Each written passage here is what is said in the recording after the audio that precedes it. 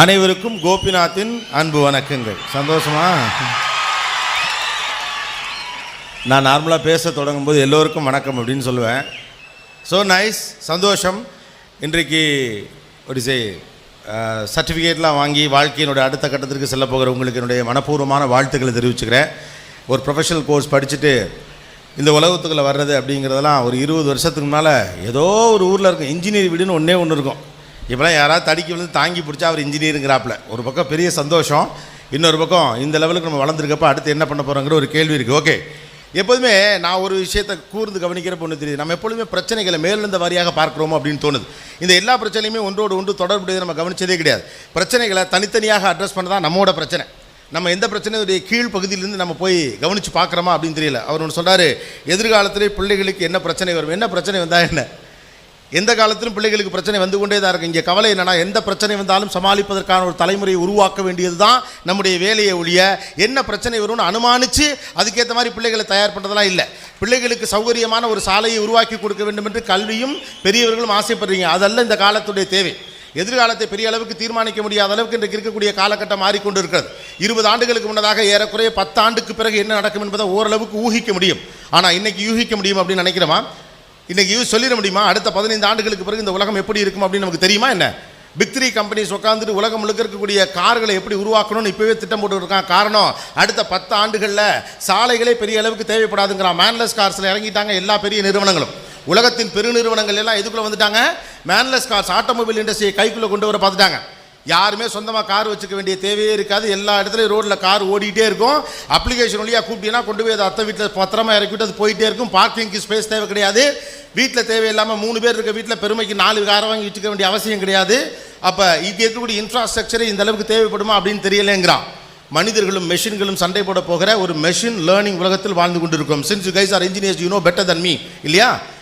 ஒரு மெஷினே தான் செய்யக்கூடிய தவறுகளின் அனுபவமாக எடுத்துக்கொண்டு அந்த தவறுகளின் வழியாக சரியான இடத்தை நோக்கி பயணிக்கிறது. மனிதனுக்கு தேவைப்படக்கூடிய வாய்ப்புகள் எல்லாத்தையும் மெஷின் கொண்டு போக போகுது. மனுஷனும் சண்டை போட்ட காலத்திலேருந்து மனுஷனும் மிஷினும் சண்டை போட போகிற ஒரு காலகட்டத்துக்கு வந்திருக்கோம். பல நூற்றாண்டுகளுக்கு முன்னதாக மனிதர்களிலே நியாண்டதர்களும் ஹோமோசெஃபியன்ஸும் சண்டை போட்ட காலகட்டம்லாம் உண்டா. மனிதனின் இந்த பகுதியும் மனிதன் அந்த பகுதியும் சண்டை போட்டிருக்காங்க. அது மாதிரி எதிர்காலத்தில் ஹோமோசெஃபியன்ஸு நியாண்டதற்கு இடையில சண்டைகள் நடந்தது போல் மனிதர்களுக்கும் நம்முடைய மிஷின்ஸுக்கும் இடையில் சண்டை நடக்கும் அப்படின்னு எதிர்பார்க்குறாங்க. ஏன்னா மெஷின்கள் மனிதர்களுடைய எல்லா தேவைகளையும் பூர்த்தி செய்ய போகிறது. அப்படி இருக்கிறபோது மெஷின்கள் பக்கத்தில் உட்கார்ந்துருக்கக்கூடிய ஒரு சாதாரண ஆளாக நம்ம மாறப்போகிறோம் அப்படின்னு சொல்கிறாங்க. ஆனால் இதுவும் ஊர்ஜிதம் கிடையாது. எதுவும் ஊர்ஜிதமற்ற காலத்தில் நாம் காப்பாற்றிக் கொள்ள வேண்டியது 3 மட்டும்தான். 1 தன்னம்பிக்கை, 2வது தைரியம், 3வது இயற்கை வளம். இது 3 மட்டும்தான் நம்மளை கடைசி வரைக்கும் காப்பாற்றும். தன்னம்பிக்கை, தைரியம், இயற்கை வளம். இது 3ஐ நம்மளால் காப்பாற்றிக்க முடியும்னா நம்ம யாருக்கையும் எதிர்பார்த்து நிற்க வேண்டிய அவசியம் இல்லை. ஏன்னா இப்போது நமக்கு கொடுக்கப்படக்கூடிய எல்லா வசதிகளுமே இங்கே இருக்கக்கூடிய வளங்களை சுரண்டி தான் நமக்கு கொடுக்கப்படுகிறது. அது எவ்வளோ நாளைக்கு நமக்கு கையில் இருக்குங்கிறது புரியாமல் எல்லாத்தையும் நம்ம அனுபவிச்சுட்டே இருக்கோம். யார் சொன்னாலும் புரியலை, விவசாயத்தில் பங்கெடுக்கணும் அப்படின்னு யார் சொன்னாலும் விழிப்புணர்வே ஏற்பட மாட்டேங்குது அப்படின்னு சொல்கிறோம். அதுக்கு மாற்று அது இல்லை.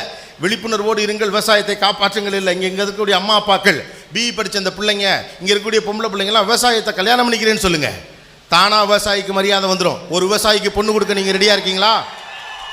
என்னைக்காவது அந்த கேள்வியை கேட்டுக்குமா? விவசாயம் காப்போன்னு சொல்லிட்டு வாட்ஸ்அப்பில் டிபியில் க்ரீன் கலரில் ஒன்றை வச்சுட்டு எல்லாரும் தற்கொலை பண்ணிக்கிட்டு சாகுறான். இந்த தலைநிறுத்து எப்போ மாறப்போகுதுன்னு கேட்டுக்கிட்டு இருக்கிறத நிறுத்திட்டு ஒரு விவசாயி தன்னம்பிக்கையோடு திருமணம் செய்து கொள்வேன்னு ஒரு பெண் முன்னால் வரட்டும். விவசாயிக்கு தாண்டா பொண்ணு கொடுப்பேன்னு கங்கணம் கட்டிட்டு ஒரு அப்பனும் அம்மாவும் நிற்கட்டும். தானாக இங்கே விவசாயத்துக்கு மரியாதை வரும். ஆனால் என்ன பண்ணுறோம்? கடைசியில் கஷ்டப்பட்டு படித்து கேம்பஸில் ஏதோ ஒரு கம்பெனியில் போய் உட்காந்து மைசூரில் ட்ரைனிங் முடித்து அதுக்கப்புறமாக புதுசாக ட்ரெஸ் எல்லாம் வாங்கி போட்டு பர்ஃப்யூம்லாம் வாங்கிட்டு போய் உட்காந்து அமெரிக்காவுக்கு ஒரு தடவை ஆன்சைட் போயிட்டு 3 வருஷம் 4 வருஷம் முடிஞ்ச பிறகு பிச்சு பிழிஞ்சு தூக்கி எரிஞ்ச பிறகு போங்கடா கர்மம் முடிச்ச இந்த வேலை வேணான்னு நீங்கள் விவசாயத்துக்கு வர்றதுக்கு பதிலாக முடியும்னா இப்போவே விவசாயத்துக்கு புறையும் போயிரு. என்ன தப்பு? ஆனால் நம்ம என்ன பண்ணுறது தெரியுமா? யாராவது ஒருத்தர் விவசாயம் பார்க்கட்டுங்கிறோம். இங்கே எல்லாருக்குமே பிரச்சனை அதுதான். எவனையாவது ஒருத்தனை தீர்வு சொல்கிறீங்க. இந்த சமுதாயம் மோசமாக இருக்குது. நீங்கள் யார் ஜி? எதிர்த்து வீட்டுக்காரன் மோசமாக இருக்கான், பக்கத்து வீட்டுக்காரன் மோசமாக இருக்கான், சைடு மோசம், லெஃப்ட் மோசம், ரைட்டு மோசம்னா நாம் எங்கே இருக்கோம்? இந்த சமுதாயமே மோசம்னா நாமளும் மோசம்தான். கூட இருந்துக்கிட்டு குரல் சொல்லிக்கிட்டு இருக்கிறதுனால மட்டும் இது தப்புன்னு சொல்லிட்டு இருக்க ஒரே காரணத்தினால நம்ம நல்லவன்லாம் ஆயிட முடியாது இல்லையா? அப்போ எல்லோருக்கும் இதில் பங்களிப்பு வேண்டும் என்ற அவசியம் இருக்கிறது. எல்லாரும் இன்னொருத்தரை நோக்கி கை நீட்டிகிட்டே இருக்கோம், அவன் நம்மளை நோக்கி கை நீட்டிகிட்டே இருக்கான். அவ்வளோதானே? ஏதாவது ஒரு பிரச்சனை வந்தால் அவன் தப்பா இவன் தப்பான்னு பேசிக்கிட்டே இருக்குமே ஒழிய சமூகத்தில் எப்பொழுதுமே நிறைந்து கிடக்கக்கூடிய இந்த தவறை மாற்றணுங்கிற என்ன நமக்கு வந்ததே கிடையாது. இங்கே இருக்கக்கூடிய சூழ்நிலைகள் ரொம்ப காலமாக அப்படியே தான் இருக்குது. நீங்கள் அரசியலுக்கு எதிராக வைக்கப்படக்கூடிய மிகப்பெரிய கருத்து என்பதுன்னா இது ஊழல் நிறைந்த அரசியலாக இருக்கிறது. பல ஆண்டுகளாக இதையே சொல்லிட்டு இருக்கமே, ஏன் மாற்றலை? மாத்திரமா? செஞ்சமா? செய்யாமல் தேர்தல் நேரத்தில் மட்டும் என்ன செய்யணுங்கிறத பற்றி விழிப்புணர்வு உண்டாக்க முடியாது. விழிப்புணர்வுங்கிறது சமூகத்துடைய எல்லா படிநிலைகளிலும் ஏற்படணும். மாற்றம் உங்களுக்கு வேணும்னா அப்பப்போ ஏதோ ஒரு கருத்தை சொல்வதன் வழியாக நடந்துடாது. அது ட்விட்டர்லையும் ஃபேஸ்புக்லையும் வாட்ஸ்அப்லையும் கருத்து சொல்லி நடப்பதல்ல. களத்தில் நின்று நீங்கள் என்ன செய்ய போகிறீர்கள் என்பதிலிருந்து நடக்க போகிற முடிவெடுக்குது. எல்லா இண்டஸ்ட்ரிகளையும் அரசியல் இருக்குது பாஸ். யோசிச்சு பாருங்க. இன்ஜினியரிங் தான் உலகத்துடைய பெரிய இண்டஸ்ட்ரி, இன்ஜினியர் தான் உலகத்துடைய பெரிய அரசியல். தெரியுமா? என்னைக்காவது யோசிச்சிருக்கீங்களா? இன்ஜினியரிங் வழியாகத்தான் சர்வதேச அரசியல் நடக்குது. தெரியுமா? ஆட்டோமொபைல் இண்டஸ்ட்ரி இன்னும் இத்தனை ஆண்டு காலத்துக்கு பிறகு ஜெர்மனி தன்னுடைய கையிலே வச்சிருக்க, நம்ம கைக்கு கொண்டு வரவே முடியல. உலகத்தின் பெரு நிறுவனங்களாக இருக்கக்கூடிய அமெரிக்க நிறுவனங்களோ ஜெர்மானிய நிறுவனங்களோ என்ன தீர்மானிக்கிறதோ அதான் ஆட்டோமொபைல் இண்டஸ்ட்ரியோட தலையெழுத்து. ஃபோக்ஸ்வாகன் மாதிரி ஒரு பெரிய கம்பெனி அத்தனை ஆண்டு காலமாக அமெரிக்காவை ஏமாற்றிக்கிட்டு தான் இருந்திருக்கிறான்.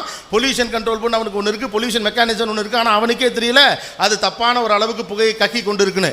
Control is there. உங்களுடைய விவசாயத்தை ஜெர்மனி கண்ட்ரோல் பண்ணுது, உங்களுடைய விதைகளை ஜெர்மனி கண்ட்ரோல் பண்ணுது. தன் நாட்டிலேயே விளையாத விவசாய பொருட்களுக்கான காப்பிரைட்டை பேட்டன் ரைட்டை ஜெர்மனி வாங்கி வச்சிருக்கான். ஒரு பயலும் கேட்கல. கெட் இன்டு தட் விவசாய பாலிடிக்ஸ். அது நமக்கு தெரியணும். இங்கே இருக்கக்கூடிய இன்ஜினியர் மூலையை வைத்துக்கொண்டு சாதாரண விவசாயி தினந்தோறும் சந்தோஷமாக வாழ்வதற்கான ஒரு கருவியை உங்களால் உருவாக்க முடியும்னா you are an engineer. That's it.